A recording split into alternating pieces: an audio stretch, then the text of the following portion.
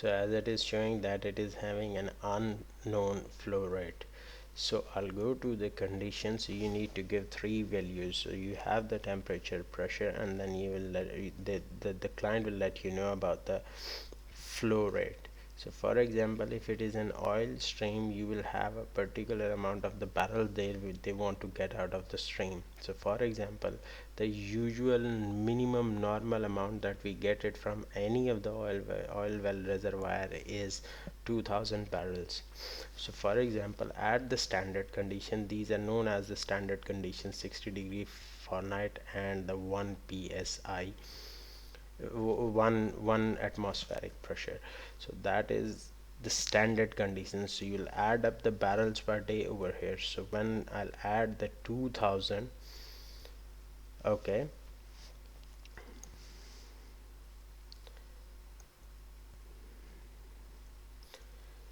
it should now converge.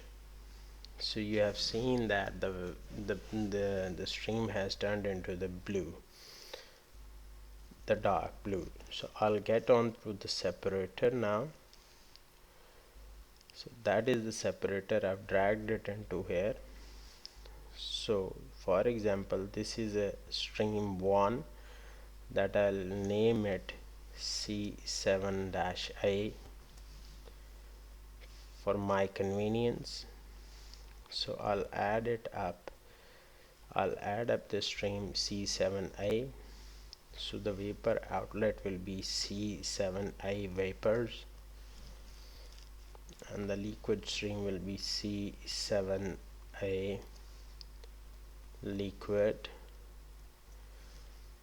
Okay, so now you can see that this separator has been, this material stream has been flashed into the separator with the 60 degree Fahrenheit and the 1 atmospheric pressure, or the 14.7 gauge pressure in the pound square per inch.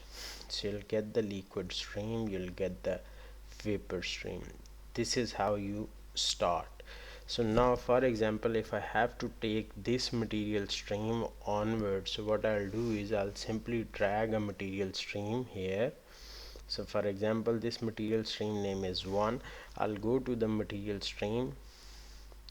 I'll simply define the stream from the composition. So you will have the available stream. So for example, if I want to define it from the liquid, so I'll just press OK. So this material stream will get the values from this material stream. Okay, now for example, if this is the material stream that we are going to do for the oil wellhead management or oil wellhead simulation, so what I'll do is in the oil wellhead, so the first valve that comes is the subsurface safety valve. So I'll add up a subsurface safety valve, but before that you need to understand that there is the piping over there. So that will be from the reservoir up to this valve. So for example, I'll add up the piping. I'll add up a piping segment here and then the valve. So what I'll do is, this is the material stream. I give it the name of the reservoir. Okay, so the reservoir is the new name of this material stream. So I'll add up this piping to connect with the reservoir. So reservoir, and then goes to the VLV, that is the valve. What I'll do is I'll go for the upstream of SSSV. So we need to give the energy stream that one as well, so that is A.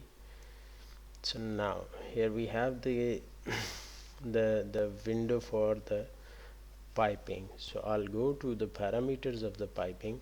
So as you can see that it is a horizontal pipe flow correlation or the vertical pipe flow or inclined. In any case scenario, Beggs and Brill will be used, the calculation method.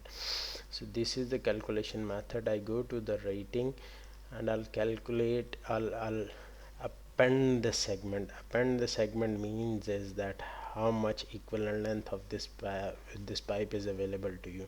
So for example,